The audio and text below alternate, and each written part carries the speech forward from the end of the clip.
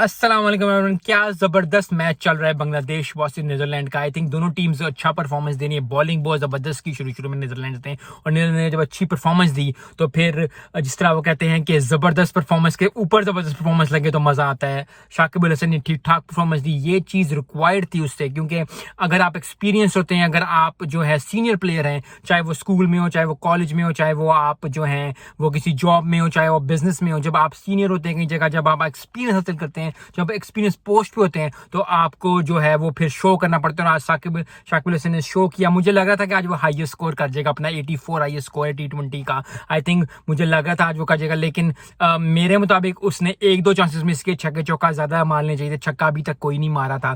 So I hope, लेकिन फिर भी अच्छा स्कोर कर लिया। एक अच्छा टोटल बांग्लादेश को दे दिया, which is a very good thing for Bangladesh, क्योंकि जब भी आप अच्छा परफॉर्मेंस देते हैं, जब भी आप एक सीनियर प्लेयर होते हैं, अच्छी परफॉर्मेंस देते हैं, तो फिर दूसरी टीम मेंबर्स जो होते हैं, जो लोग आपके राउंड होते हैं, वो भी जो है फिर वो अपना बेस्ट देने की कोशिश करते हैं। जब बेस्ट देने की आप कोशिश करते हो तो फिर जो है अल्लाह की मदद आती है, और अल्लाह की मदद के आज के साथ साथ जो है जबरदस्त परफॉर्मेंस दी है। जाकिर अली ने भी ठीक ठाक परफॉर्मेंस दी।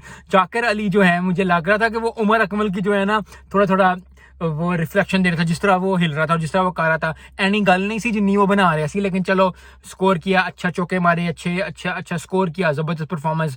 नीदरलैंड्स के लिए जो बात है कहने वाली, जो जबरदस्त बात है करने वाली, वो यही है कि स्कोर जितना भी हो गया, ये स्कोर अटेनेबल है। इस पिच पे स्कोर हो सकता है, सिर्फ ये है कि जरा जम के खेलना है, कॉन्फिडेंस रखना है। सेल्फ कॉन्फिडेंस बहुत जरूरी होता है इन चीजों में, क्योंकि जब आपको स्कोर लगता है, जो 160 स्कोर इतना ज्यादा नहीं, लेकिन ये बहुत एक चैलेंजिंग स्कोर होता है। तो नीदरलैंड्स के लिए, टीम के लिए ये बात है कि सेल्फ कॉन्फिडेंस अपना जो है वो हाई रखें। They can win this game, क्योंकि जब आप प्रोफेशनल लाइफ में, पर्सनल लाइफ में, जब आप अपने सेल्फ कॉन्फिडेंस हाई रखते हैं, जब आप जो है अपने ऊपर बिलीव रखते हैं, क्योंकि सारी game at the end of the day believe की है। आज नहीं तो कल, कल नहीं तो परसों, लोग जो है बिलीव में बहुत बहुत चीजें अचीव कर जाते हैं। अगर आपको बिलीव है अपने ऊपर, तो आई थिंक अगर वो अच्छी परफॉर्मेंस देंगे तो वो ये मैच जीत सकते हैं, और अगर मैच जीत जाएंगे तो बहुत स्ट्रॉन्ग पोजीशन में आ जाएंगे, क्योंकि both teams are playing for a win. क्योंकि आपको पता होगा कि पहला मैच जो है वो नेपाल से जीता था नीदरलैंड, उसके बाद जो है जो श्रीलंका से जीता था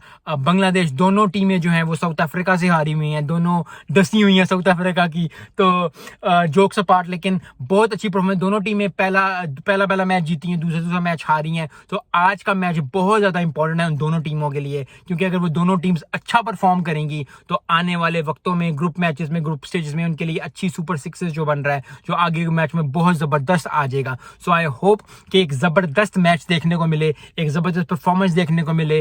बांग्लादेश ने ठीक ठाक परफॉर्मेंस दी है, बॉलिंग से अच्छी परफॉर्मेंस देनी होगी। नीदरलैंड को दूसरी तरफ जो है वो अच्छी बैटिंग करनी पड़ेगी, उन्होंने मैच जीतना है, और जब मैच जीतेंगे तो फिर बात होगी। मिलते हैं नेक्स्ट वीडियो में। अस्सलाम वालेकुम।